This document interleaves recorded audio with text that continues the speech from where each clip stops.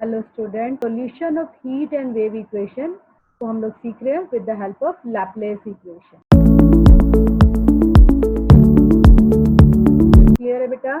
अभी तक पिछले लेक्चर्स में आपने वन डायमेंशनल हीट इक्वेशन लिया था, वन डायमेंशनल वेव इक्वेशन था। अब इस पर्टिकुलर हम टॉपिक में देख रहे हैं to dimensional Laplace equation.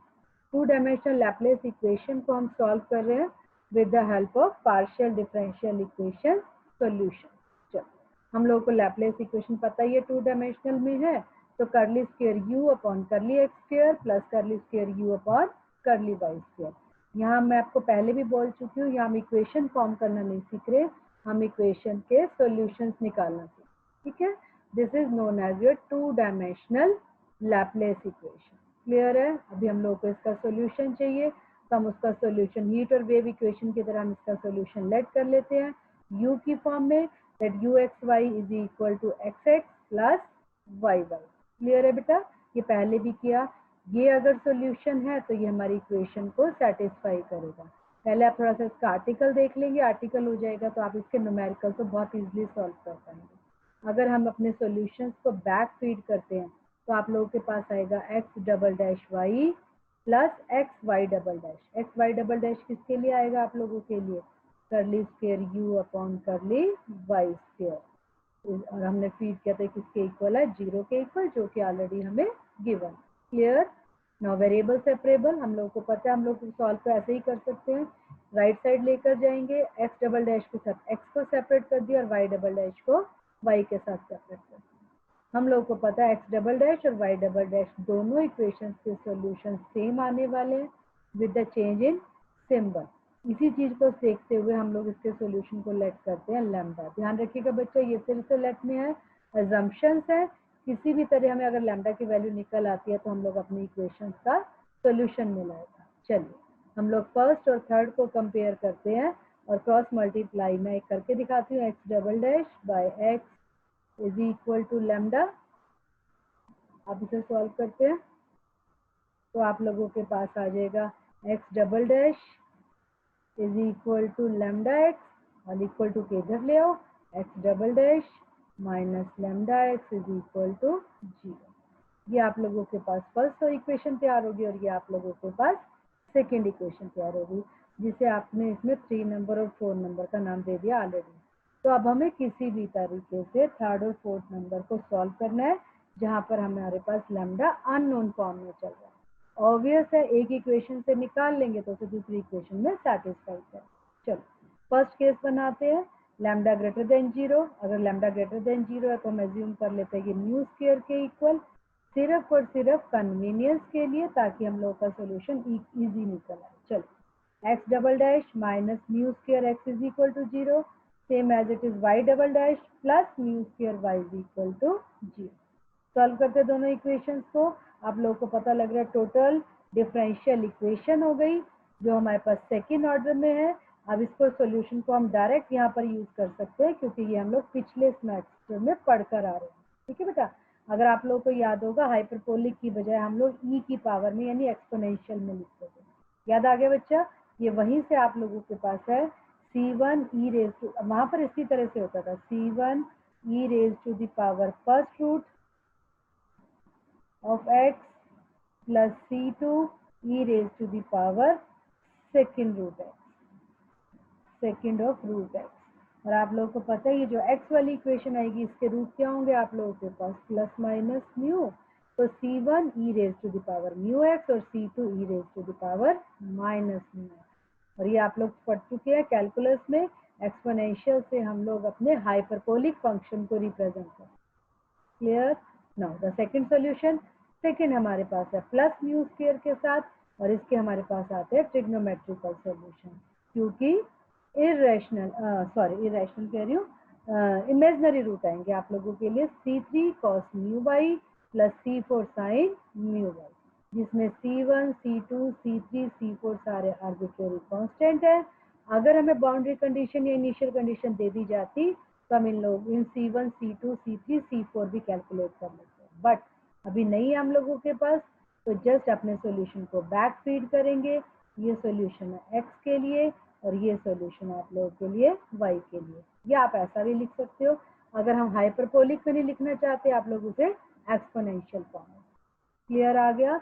Now you have the second case हम लेंगे हमेशा के तरह लैम्डा इज इक्वल टू 0। अगर लैम्डा 0 ले लेते हो तो x double dash 0 and y double dash 0। ये हम बहुत बार सॉल्व कर चुके हैं बट एक बार और तो बता देती हूँ। x double dash is equal to 0, दोनों तरफ इंटीग्रेट करें तो ये होगा हमारे पास x dash is equal to c1। What is c1? Constant of integration. फिर से इंटीग्रेशन कर देते हैं तो x is equal to c1x plus c। यहाँ इसने यही फाइंड किया है same as it is. Y double dash तो सॉल्व भी नहीं करने के, जो सीधा ही लिख सकते हो बट अननोन कांस्टेंट कुछ डिफरेंट यूज कीजिएगा, c3y प्लस c4। तो c1 c2 c3 c4 तुम्हारे पास क्या हो गया? Arbitrary constant. फीड कर देते हैं u में हमारे पास दोनों सॉल्यूशंस का मल्टीप्लिकेशन है, that is the multiplication of solution of x into solution of y। That is your second part, that is your solution of given Laplace equation. Now you have the third, if lambda is less than 0, अगर lambda less than 0 है तो lambda किसके equal suppose out कर सकते हैं? Minus mu square के equal. और mu आप लोगों के पास कैसा होगा? Positive, just to make convenient for solving a partial differential equation with the help of total differential. Clear? Equation फिर उसी तरीके से तैयार हो जाएंगी। और आप लोग अगर देख सकते हो C1 के लिए हमारे पास होगा ट्रांसीडेंटल सॉल्यूशन कॉस और साइन में, क्योंकि x के अंदर हम लोगों के पास जो रूट आ रहे हैं वो कॉम्प्लेक्स आ रहे हैं, वो आएगा हम लोगों के पास minus mu iota plus minus सीधा ही लिख देती हूँ प्लस माइनस म्यू आयोटा, और iota belongs to the complex. Clear? y3 में हमारे पास रियल रूट आएंगे और रियल रूट के लिए हम लोग या तो हम एक्सपोनेंशियल लिख लेंगे या हम लोग कॉस हाइपरबोलिक और साइन हाइपरबोलिक की फॉर्म में लिख। आ जाए वापस इक्वेशन पर, u x y को हमने first solution into second solution, आप इस तरीके से लिख सकते हैं या इस तरीके से लिख सकते हैं। इस तरीके से लैम्डा की वैल्यूज के आप लोग तीनों केसेस बना लेंगे तो उसके बाद आप लोगों के पास लैप्लेस इक्वेशन का सॉल्यूशन होगा। यहाँ पर हम लोगों को सिर्फ Laplace equation without boundary condition दी थी। अगर बाउंड्री कंडीशन दे दी जाएंगी तो हम लोग अपने सॉल्यूशंस में से अननोन कांस्टेंट्स को भी रिमूव कर सकते हैं। क्लियर? बिल्कुल। अगर आपको इजी समझ आया ये तो सेम आप लोगों के पास 2 डायमेंशनल हीट इक्वेशन है। आप लोगों को हीट इक्वेशन को ध्यान रखना पड़ेगा कि हीट इक्वेशन किस तरीके से होती है। आप लोगों को थोड़ा सा ये वहाँ डिटेल देने की जरूरत नहीं है बट आप लोगों को समझना है। और फिर दोबारा से सेम बात रिवाइज करा रही हूँ बेटा, हम यहाँ फॉर्मेशन नहीं सीखेंगे, हम लोग यहाँ पर सॉल्यूशन सीखेंगे 2 डायमेंशनल हीट फ्लो का इक्वेशन, जो किस किस पर डिपेंड करती है? एक्स पे, वाई पे और टी पे डिपेंड करती है। एक्स और वाई आप लोगों के लिए axis and T stand for the temperature. Clear? तो इस चीज को बच्चा आप डायरेक्टली ध्यान रखेंगे। 2 dimensional heat equation is given by curly u by curly t is equal to alpha square curly square u upon curly x square plus curly square u upon curly y square। ये हमारी given equation है जिसमें आप लोग alpha को हमारे पास arbitrary scalar या अगर हम डिफ्यूसिविटी की फॉर्म में बोलेंगे तो आप लोग इसको इस तरीके से भी कह सकते हैं। ठीक है? इन स्टेडी स्टेट स्टेबल कंडीशन में u इंडिपेंडेंट हो जाएगा t से और करली u बाई करली t क्या हो जाएगा? 0, क्योंकि अगर u t पर डिपेंड नहीं करता और हमें उसका डेरिवेटिव चाहिए तो करली u बाई करली t क्या हो जाएगा? 0 के इक्वल। चलिए हम लोग अपने 2 डायमेंशनल हीट इक्वेशन में अगर बैक फीड कर दें तो आप लोगों के पास इक्वेशन किस फॉर्म में कन्वर्ट हो जाएगी? करली स्क्वायर u अपॉन करली x स्क्वायर प्लस करली स्क्वायर v अपॉन करली y स्क्वायर। और ये u x और y पे डिपेंड करता है। डायरेक्टली इनडायरेक्टली ये किस तरह की फॉर्म में कन्वर्ट होगी? लैप्लेस इक्वेशन, जो जस्ट अभी हम सॉल्व करके आ रहे हैं। ये इंडिपेंडेंट ऑफ अल्फा हो गई और इंडिपेंडेंट ऑफ टी हो गई। क्लियर है बच्चा बात? ठीक है? या कंडीशन देख लीजिएगा क्या आ रहा है, नहीं तो हम इसे डायरेक्ट सॉल्व करते हैं।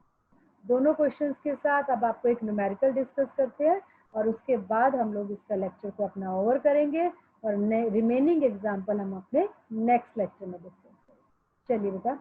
Curly square u upon curly x square plus curly square u upon curly y square. देख के ही पता लग रहा है आप लोगों को लैप्लेस कंडीशन है आप लोगों की ux0 uxa is equal to 0। ये आप लोगों की कंडीशंस दे दी गई। और एक थर्ड कंडीशन और हमारे पास है uxy approaches to 0 when x approaches to infinity. x greater than 0 और y 0 से लेकर a तक की उसकी एक्सट्रीम लिमिट। क्लियर है बेटा। अब इस केस में यहाँ पर सॉल्यूशंस को आर्टिकल में से सीधा उठा लिया गया बेटा। अगर आप आर्टिकल्स को सीधा उठा रहे हैं तो आप लोग उसे ले सकते हो एज यूजुअल, बट मेरी प्रेफरेंस रहेगी आप आर्टिकल भी प्रॉपर सॉल्व कर दें। अदरवाइज आपको यहाँ पर आंसर को, हमारे सॉल्यूशन को क्रैम करना रहेगा। ठीक है बेटा।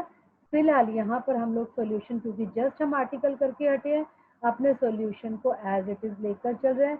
This solution is for x and this solution is for y। हम x इंटू वाई का सॉल्यूशन निकालने के बाद ही हम लोगों को u मिल रहा था। अब हम यहाँ से C1, C2, C3, C4 ये सब रिमूव करने हैं। आप लोगों को पता है 4 अननोन्स हैं, तो एटलीस्ट हमारे पास 3 कंडीशंस तो चाहिए जिससे हम लोग अपनी वैल्यूज को, अननोन को रिमूव कर देंगे। 3 कंडीशंस हैं, चलो एक एक करके शुरू करते हैं।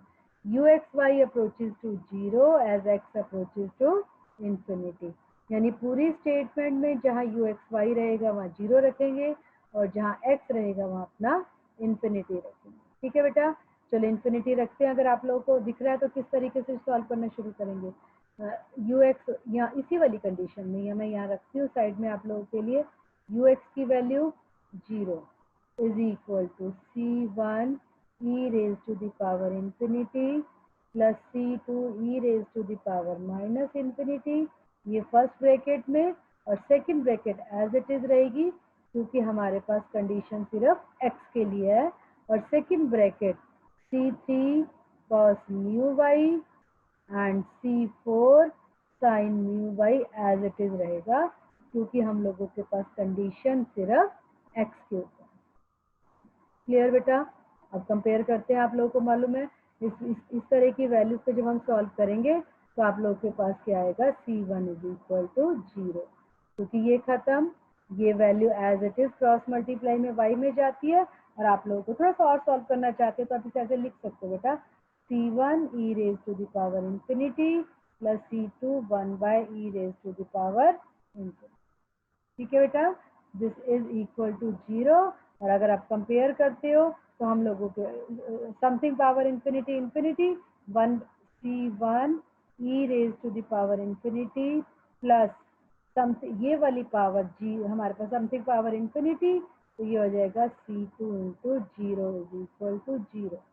तो C1 e raise to the power infinity is equal to 0। This term can't be 0, only possibility is that C1 is equal to 0। Clear है बेटा, यहाँ से ये पार्ट क्लियर हो गया। चलो हमारे पास एक अननोन स्केलर हमारा कैलकुलेट हो।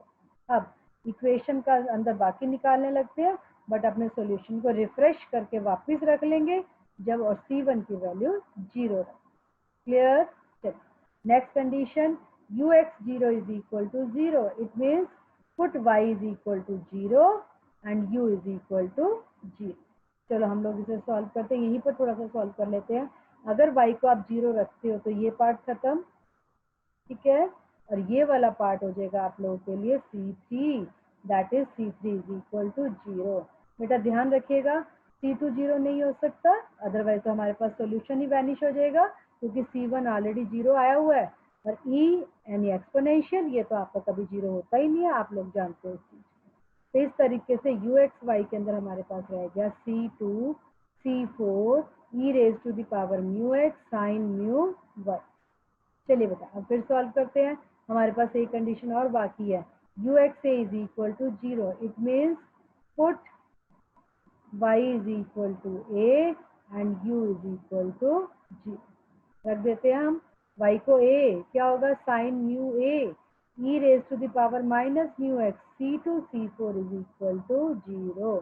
अब आप लोग देखते हो C2 भी 0 नहीं हो सकता क्योंकि हमारे पास ट्रिवियल सॉल्यूशन हो जाएगा, C4 भी 0 नहीं हो सकता क्योंकि ऑलरेडी C1 0 आया हुआ है, ऑलरेडी C3 0 आया हुआ है, तो इसका मतलब C2 और C4 तो 0 हो ही नहीं सकते। Only possibility is that sin of mu a is equal to 0. sin mu a अगर 0 के इक्वल आ गया, ट्रिग्नोमेट्री रिजल्ट सीखा है बेटा आप लोगों ने, if sin theta is equal to 0 then theta is equal to n pi. ये रिजल्ट फिर यहाँ रिपीट होके आ रहा है बेटा, तो sin mu a is equal to 0 then angle is equal to n pi then mu is equal to n pi by a. n की value 1 2 3 और मेरी प्रेफरेंस रहती है n बिलोंग्स टू नेचुरल। चलिए बेटा सॉल्यूशन बैक रखते हैं। A N क्यों, C2 और C2 इंटू C3 मल्टीप्लाई में है, मिलके कोई नया कांस्टेंट बनाएंगे और उस कांस्टेंट को सिंबॉलिकली फॉर्म में ए एन का नाम देंगे। ठीक है बच्चा, क्लियर? तो आप लोगों के पास यहाँ से सॉल्यूशन वापस देखिए क्या आएगा।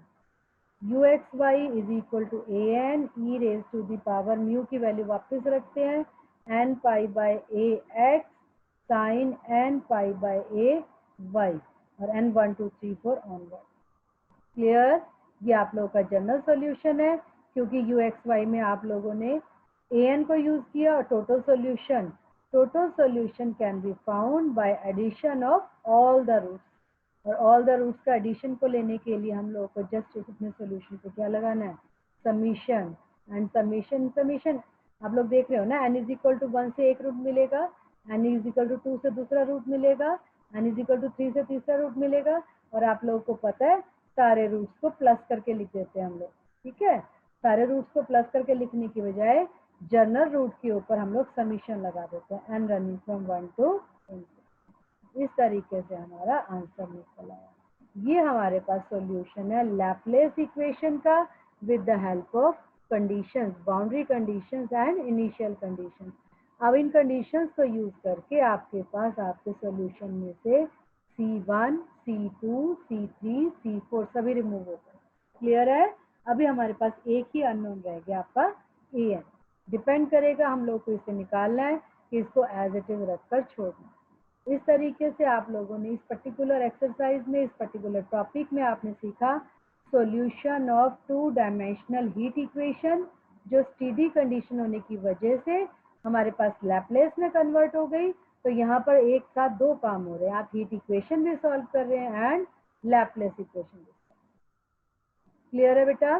चलिए इसके और एग्जाम्पल बाद में करते हैं नेक्स्ट लेक्चर में। वेट करिए नेक्स्ट लेक्चर के लिए, बहुत फास्ट नहीं जाइए, नया टॉपिक है आप लोगों के लिए, इसलिए थोड़ा सा स्लो करेंगे तो ज़्यादा ठीक है।